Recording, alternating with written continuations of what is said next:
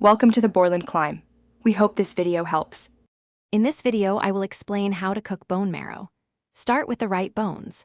Look for beef marrow bones, often cut into 2 to 3 inch sections. Soaking them in cold water for 12 to 24 hours, changing the water a few times, helps draw out impurities and ensures a cleaner flavor. Once soaked, pat them completely dry. This simple preparation step is crucial for achieving that perfect, rich texture and golden brown finish.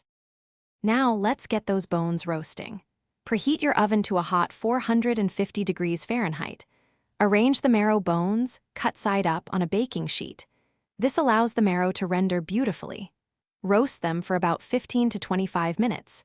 You'll know they're ready when the marrow is soft, gelatinous, and slightly bubbling around the edges, indicating it's perfectly cooked through.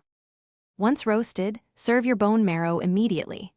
Use a small spoon or a butter knife to scoop out the luscious marrow. It's traditionally enjoyed on toasted bread, perhaps a baguette, with a sprinkle of flaky sea salt and some fresh parsley for color and a hint of freshness. For an extra layer of flavor, consider a bright, acidic relish or a zesty gremolata to balance the richness. To truly elevate your bone marrow experience, think about pairings.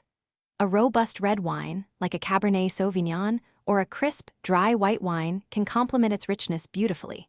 Don't be afraid to experiment with herbs like fresh thyme or rosemary during the roasting process for added aroma.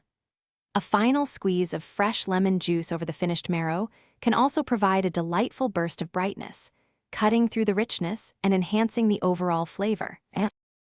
Thanks for watching. Consider subscribing if we helped you.